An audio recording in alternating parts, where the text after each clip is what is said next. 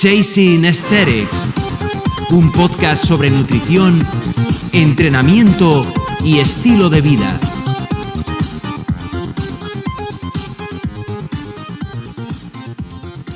Bueno, bienvenido o bienvenida otra vez al podcast. El podcast de hoy creo que es el más especial de todos.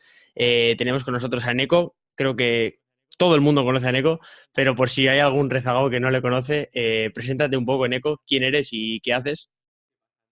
¿Qué pasa, Ander? Bueno, antes de nada, gracias por tenerme aquí en el podcast y es un honor para mí que sea especial este podcast aquí. Seguro que has tenido invitados tan buenos o mejores que yo. Bueno, mejores, decir mejores en algo diferentes, ¿no? Al final no podemos definir a las personas como mejores que otras, así que esa parte la omitimos. Pero bueno, yo ¿a qué me dedico? ¿Qué hago? Bueno, pues básicamente ahora mismo a lo que me dedico es a estudiar, como llevo haciéndolo durante unos cuantos años, aprender e intentar compartir lo poco que voy aprendiendo. Todo está relacionado con el campo de la hipertrofia, de las ganancias de masa muscular, la mejora de la composición corporal. Y bueno, pues actualmente estoy con mi tesis doctoral y luego también pues ejerzo como entrenador preparador, gente que quiere competir en culturismo, gente que simplemente quiere mejorar la composición corporal, gente que quiere ganar masa muscular. Entonces, pues básicamente a esto es lo que me dedico. Y luego, pues bueno, divulgar por redes sociales. Efectivamente. Bueno, podríamos decir que te has hecho, digamos, un hueco en la comunidad, digamos, de la ciencia española y digamos que en cuanto a lo primero, lo que sale de hipertrofia y demás, pues nos viene siempre de la mano de Eneko mayormente, ya sabemos todos. Entonces, nada, venimos a hablar precisamente de eso, ya que Eneko es aquí el rey de la hipertrofia. Pues venimos a hablar de realmente la influencia que tiene la fuerza en la hipertrofia y también vamos a hablar de la hipertrofia en la fuerza. Entonces, para poner en contexto, primero creo que es importante hablar de los mecanismos de adaptación. Entonces, vamos a empezar con la hipertrofia. Vale. Esto es importante, porque al final si lo que queremos hacer es una relación entre dos conceptos como son la fuerza y la hipertrofia, lo primero que tenemos que definir es qué es la hipertrofia y lo segundo que tenemos que definir qué es la fuerza. Esto es importante, que quede claro. Entonces, yo creo que sería interesante hacer una definición de estos conceptos que sea sencilla y que todo el mundo pueda llegar a entender, porque al final nos podemos tirar aquí una hora entera hablando única y exclusivamente de la definición de estos dos conceptos. Entonces, ¿qué es la hipertrofia? Esto es algo que en las últimas publicaciones se están preguntando. Sobre todo tenemos una revisión de Cody Haun y colaboradores que salió este año 2019, hace muy poco, que el título se refiere a que tenemos que evaluar críticamente lo que es la hipertrofia muscular. En plan, si es únicamente el tamaño o dónde se da este crecimiento. Eso es importante. Por lo tanto, estos autores lo que hacen es ver diferentes definiciones de la hipertrofia a lo largo del tiempo. Por ejemplo, tenemos que Brad Schoenfeld en el año 2010 define la hipertrofia como una expansión de los elementos contráctiles y la matriz extracelular.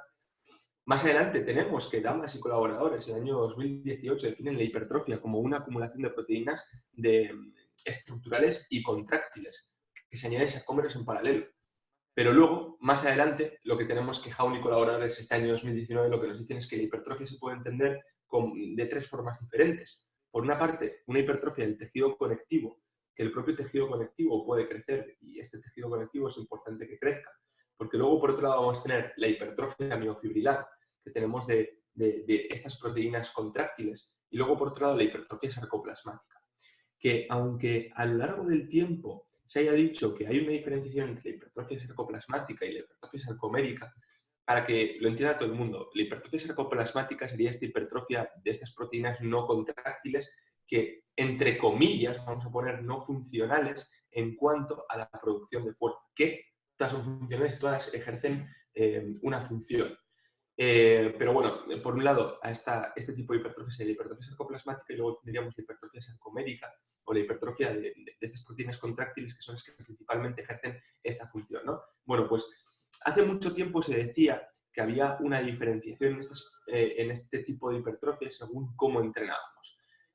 Más adelante, lo que se ha ido diciendo es que no hay una diferenciación y, o sea, independientemente de lo que hagamos, se va a dar un crecimiento, se va a dar estos dos tipos de hipertrofia en la misma proporción. Imagínate que es una proporción 1:3. Pues esta proporción se va a mantener cuando nosotros vamos creciendo.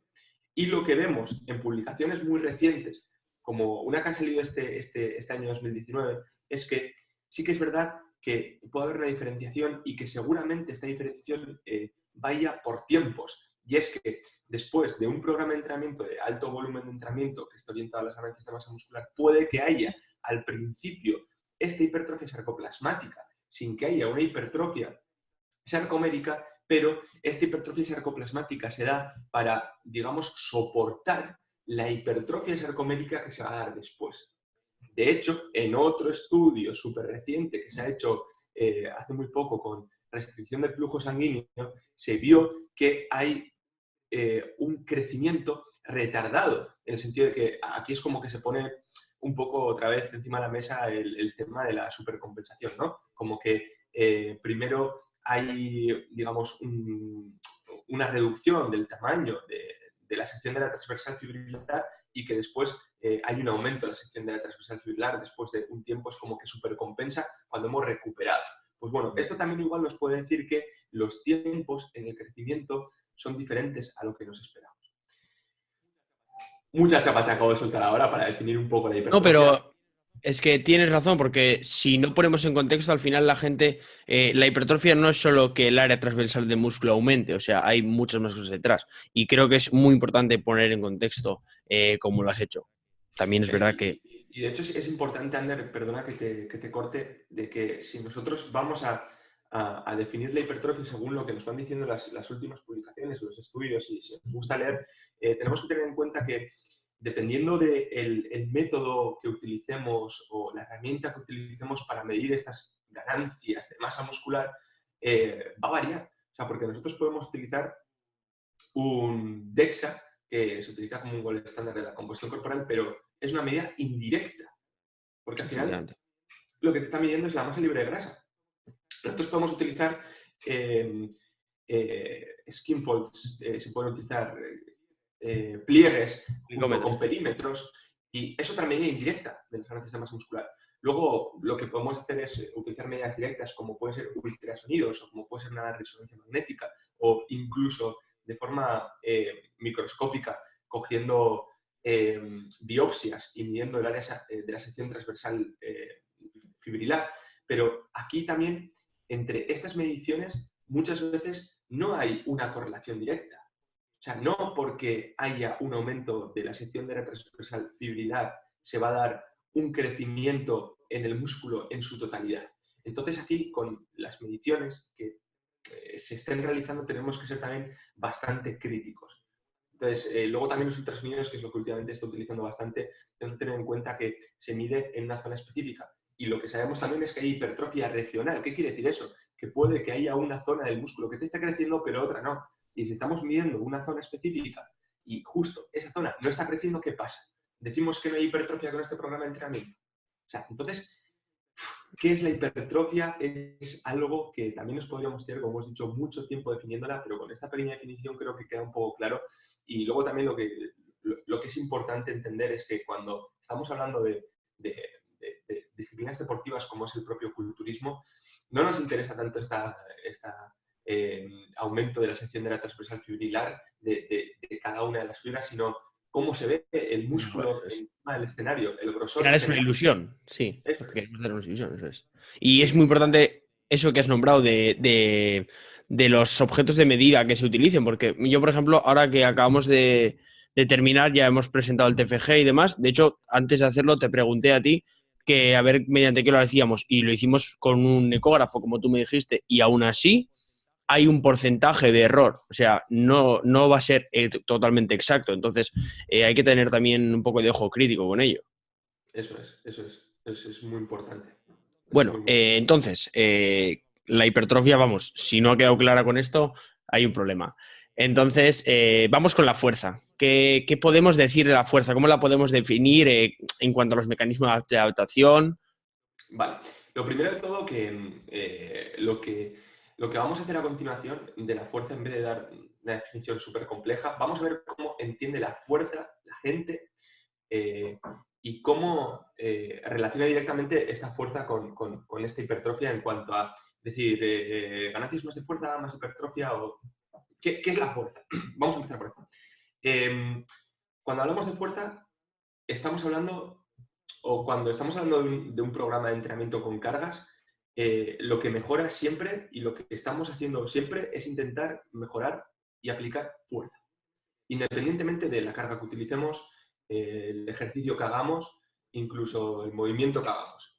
En el momento que hay una contracción muscular, se está generando tensión. En el momento que hay una contracción muscular y nosotros tenemos la intención o lo que buscamos una contracción muscular máxima, estamos hablando de generar una fuerza máxima en ese punto. El caso es que muchas veces nos referimos a la fuerza como la fuerza dinámica máxima. Nos referimos a la fuerza como el 1RM, como una repetición máxima en un ejercicio determinado. ¿Vale? Esto puede ser una manifestación de la fuerza específica. Esto es una manifestación de la fuerza específica en un ejercicio con una carga dinámica máxima. Pero esto no quiere decir que si tú haces un 10 RM, que si tú coges un curl de bíceps y haces 10 repeticiones con la máxima carga posible para esas 10 repeticiones, también estás generando una fuerza máxima ahí, en ese ejercicio y en ese momento. Entonces, esto también es importante entender. Pero ahora, a lo que nos vamos a referir cuando hablemos de fuerza, nos vamos a referir a esta fuerza dinámica máxima, a este 1RM, que es a lo que nos solemos referir muchas veces. Luego también cuando hablamos de fuerza también podemos hablar de la fuerza isométrica máxima, que siempre va a ser mayor que esta fuerza dinámica máxima, que normalmente en los estudios para medir la fuerza es lo que se suele medir. En la fuerza isométrica máxima en un ángulo concreto de una articulación concreta. Esto también es importante porque muchas veces también intentamos ver la relación que hay entre la fuerza y la hipertrofia y cogemos esta fuerza, ¿no? Esta fuerza dinámica, esta fuerza isométrica máxima en un ángulo concreto de una articulación concreta. Entonces aquí también a la hora de extrapolar resultados tenemos que tener cuidado, pero nos vamos a referir a esta fuerza dinámica máxima, el 1RM básicamente, ¿no? Entonces, aquí cuando nosotros hacemos un trabajo de fuerza con cargas altas o lo que estamos buscando, estas adaptaciones, básicamente hay dos principales, que es la frecuencia de disparo y el reclutamiento de unidades motoras. Tenemos que entender que el sistema neuromuscular está unido, muchas veces intentamos como separar un poco, ¿no? Digamos, las adaptaciones que hay más periféricas y las adaptaciones un poco más centrales. Estas adaptaciones periféricas son las que están más lejos del córtex motor, de la médula espinal. De la médula espinal está más lejos de toda esa zona, que es el propio músculo, estas adaptaciones estructurales que se pueden dar. Y las adaptaciones centrales son estas adaptaciones que están más cerca de esta zona que hemos hablado, ¿no? El córtex motor, la médula espinal, estas adaptaciones que se dan aquí. Y lo que tenemos que tener claro es que muchas veces buscamos adaptaciones, al mismo tiempo que buscamos adaptaciones, hablamos de fatiga como si fueran totalmente diferentes, cuando es un sistema complejo que está unido y que hay un feedback constante entre esta parte periférica y esta parte central. Entonces, si hablamos de adaptaciones centrales totalmente específicas, nos vamos a centrar en dos puntos que son los más importantes, que es la frecuencia de disparo y el reclutamiento de unidades motoras, que es lo que se da cuando nosotros hacemos un trabajo específico de fuerza, lo que hemos definido antes como fuerza, ¿no? Al final,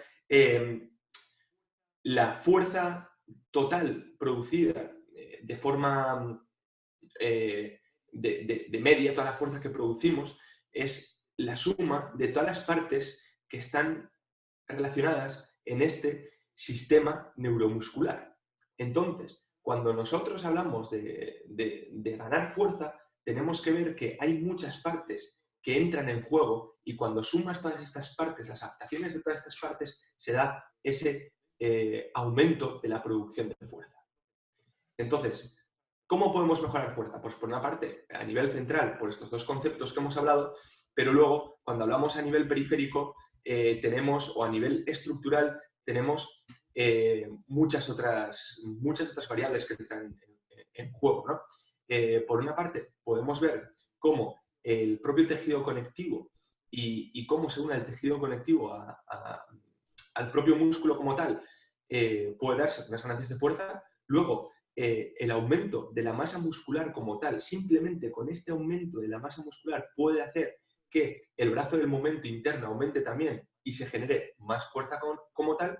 Luego, por otro lado, dentro de la arquitectura muscular tendríamos el ángulo de penetración también que puede afectar. Importante decir que el ángulo de penetración se ha visto en sujetos desentrenados que aumenta cuando hay un trabajo de fuerza, pero en sujetos entrenados todavía la ciencia no ha arrojado resultados claros. Entonces muchas veces acudimos a que es una adaptación del entrenamiento con cargas, pero en sujetos entrenados seguramente no hay más adaptaciones de esta parte de la arquitectura muscular. Luego, por otra parte, la propia técnica del ejercicio. Una mejora en la técnica del ejercicio va a hacer que nosotros podamos levantar más carga, pero porque nos estamos aprovechando de las palancas, porque nos estamos aprovechando de la mecánica y porque una mejora de la técnica del ejercicio va a hacer que seamos mucho más eficientes. Entonces, sumando todos estos factores, estas variables que hay, finalmente llegamos a producir más fuerza como tal. Y luego, por otro lado, y por último, que hablaremos más adelante, está este crecimiento muscular, cómo puede afectar a estas adaptaciones de fuerza. Buah, no sé si me he enrollado mucho, Ander, tío, pero es que cuando... Vamos, lo has dejado para escribir un paper de la misma. A ver, el tema es eso. Lo que tenemos que sacar en contexto es que al final la fuerza es multifactorial, no es simplemente tirar más en un RM, como ha dicho Eneco. Entonces hay que entenderlo de esa manera. Y como hemos visto, cuando Eneco ha hablado de la fuerza, hay bastantes cosas que están relacionadas con la hipertrofia, pero hay muchas otras. Si no quieres perderte los siguientes episodios, suscríbete al podcast o sígueme en Instagram, Anderstetic. Puntúa el podcast para que esto siga creciendo.